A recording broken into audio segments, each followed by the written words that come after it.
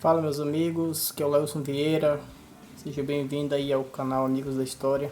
Pessoal, hoje eu quero falar um pouco com vocês sobre as capitanias hereditárias. A gente vai tirar algumas dúvidas aqui e esclarecer como que se deu a divisão do território brasileiro após a chegada dos portugueses.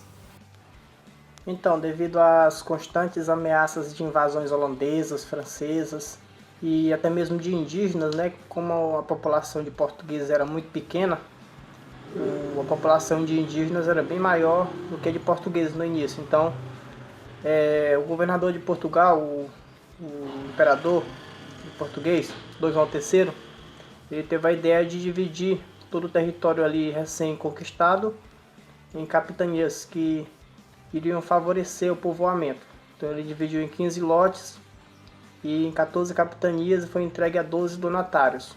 Esses esses donatários, na verdade, eles não eram donos da terra. Eles tinham apenas a posse para trabalhar nessa terra.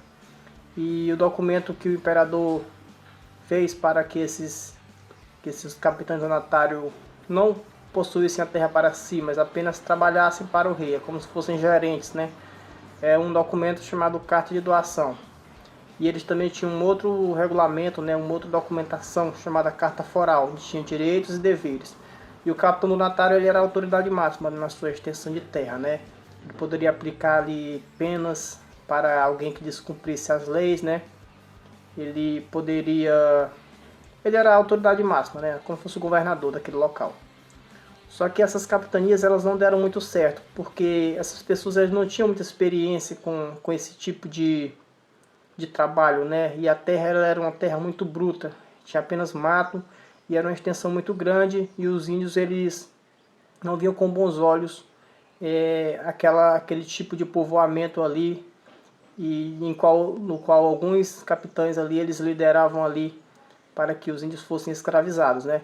Então dessas 14 dos 15 lotes de terra, né, apenas dois deram sucesso, tiveram sucesso. Foi a capitania de Pernambuco, produzia ali bastante açúcar, né, engenho de açúcar, e a capitania de São Vicente, que tinha ali um tráfico de escravos e escravização de indígenas. Então desde o início já era uma capitania que estava dando bastante certo. E esses capitães donatários, pessoal, eles não tiveram muito sucesso, né?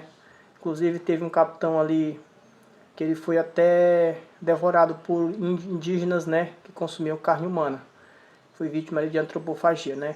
Então, como as coisas naquela época era muito difícil, a comunicação era muito difícil, a logística não funcionava, né? Então, esses capitães eles tiveram bastante sucesso, de forma que iniciou-se por volta de 1530 e por volta de 1548 essas capitanias elas foram na prática, né, foi extinta, porque foi instituído o governador-geral. Dessa forma, o imperador de Portugal ele conseguia centralizar o poder aqui no Brasil e o governador-geral ele era o responsável por toda a administração da colônia. Né? Dessa forma, ele conseguia centralizar o poder e ter uma fiscalização maior sobre o território recém-conquistado ali de Portugal, que futuramente seria o Brasil. Né? E o primeiro governador-geral foi Tomé de Souza, e a capital ali do governo aqui do Brasil, a sede, né, foi em Salvador.